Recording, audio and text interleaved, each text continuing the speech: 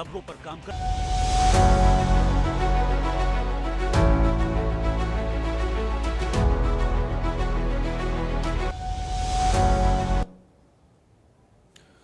Ram Ram, Haryana diary में आप सभी का स्वागत है और मैं हूं आपके साथ आयुष।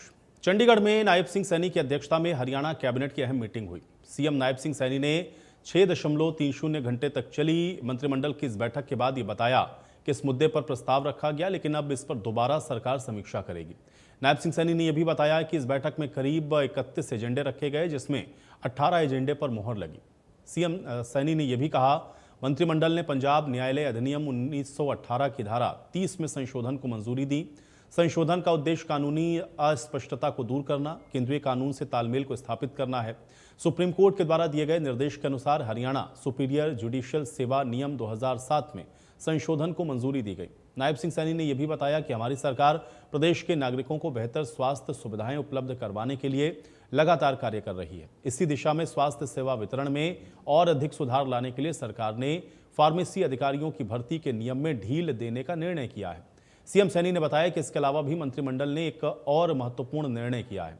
फार्मेसी अधिकारी के पद के लिए भर्ती के अनुपात में बदलाव किया गया है। अब सीधी भर्ती का हिस्सा 75% से बढ़ाकर 95% कर दिया गया है, जबकि प्रमोशन का कोटा 25% से घटाकर 5% कर दिया गया है।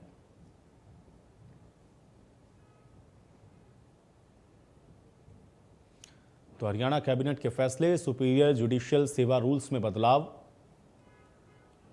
फार्मेसी अधिकारियों की भर्ती में ढील, फार्मेसी अधिकारी के पद में संशोधन को मंजूरी, मिक्स लैंड यूज पॉलिसी को मंजूरी, उद्योगों को ईडीसी में राहत, किफायती हाउसिंग पॉलिसी 2013 को मंजूरी, पंचकुला में अब 5,050 रुपए प्रति वर्ग फुट रेट फिक्स, पंचायतें पेयजल आपूर्ति का रखरखाव करेंगी। पंचायतों को 3 श्रेणियों में बांटा गया। ओटीए भर्ती में संशोधन को मंजूरी दी गई। कक्षा 1 में एडमिशन का क्राइटेरिया बदला। खाद्य एवं औषधि प्रशासन सेवा नियमों में संशोधन। Haryana orbital rail corridor project के संशोधन को मंजूरी। रिठाला नरेला कुंडली कॉरिडोर के लिए रिवाइज्ड डीपीआर को मंजूरी। दिल्ली पानीपत करनाल नमो भारत आरआरटीएस कॉरिडोर के क्रियान्वयन को मंजूरी।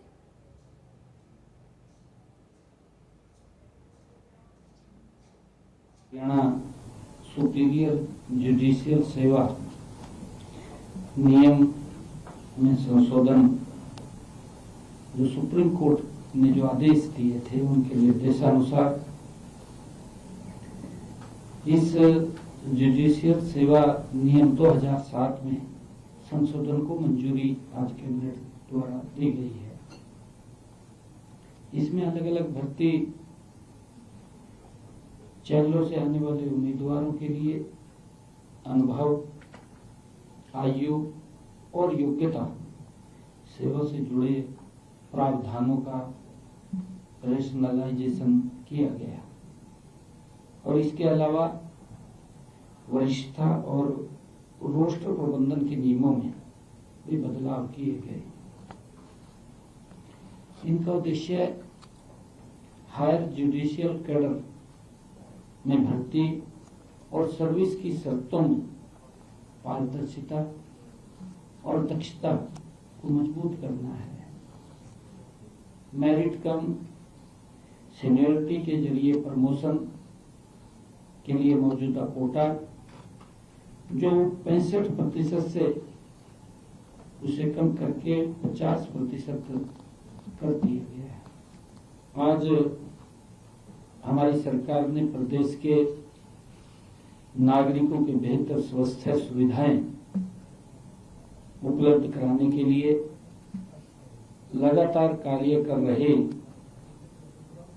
इसी दिशा में स्वास्थ्य सेवाओं वितरण में और अधिक सुधार लाने के लिए सरकार ने फार्मेसी अधिकारियों की भर्ती के नियमों में ढील देने का भी निर्णय किया है। बी फार्मेसी डिग्री में 6 माह के प्रशिक्षण की अवधि को शामिल किया गया है। इसीलिए आज की इस मंत्रिमंडल की बैठक में फार्मेसी अधिकारियों के लिए अलग से अनिवार्य 6 महीने के प्रशिक्षण की शर्त को हटाने की मंजूरी दी गई है। इससे राज्य में कर्मचारियों की कमी पूरी होगी, स्वास्थ्य सेवाओं में सुधार होगा। इसके अलावा भी मंत्रिमंडल ने एक और महत्वपूर्ण निर्णय लिया है। फार्मेसी अधिकारी के पद के लिए भर्ती अनुपात में भी बदलाव किया गया है। अब सीधी भर्ती का हिस्सा 75% से बढ़ाकर 95% कर दिया गया है। सीधी भर्ती होगी और 5% प्रमोशन से का कोटा जो पहले 25% था उसे घटा करके 5% वो कर दिया गया है प्रमोशन से। ऑपरेशन थिएटर सरकारी अस्पतालों में योग्य तकनीकी स्टाफ की उपलब्धता सुनिश्चित करने के लिए ऑपरेशन थिएटर ओटीए असिस्टेंट पद के लिए पात्रता मानदंडों में संशोधन को भी मंत्रिमंडल द्वारा मंजूरी दी गई है। ऑपरेशन थिएटर असिस्टेंट के लिए डिप्लोमा पाठ्यक्रम बंद होने के कारण नई डिग्री योग्यता को मान्यता दी गई है। अब सीधी भर्ती के लिए अनिवार्य शैक्षणिक योग्यता +2 विज्ञान, फिजिक्स, केमिस्ट्री और बायोलॉजी या गणित। इसके साथ बीएससी मेडिकल टेक्नोलॉजी पदोन्नति के लिए अनिवार्य शैक्षणिक योग्यता +2 फिजिक्स, केमिस्ट्री व बायोलॉजी या गणित तथा सरकारी स्वास्थ्य संस्थान के ऑपरेशन थिएटर में समूह डी कर्मचारियों के रूप में 5 वर्ष का अनुभव आवश्यक है।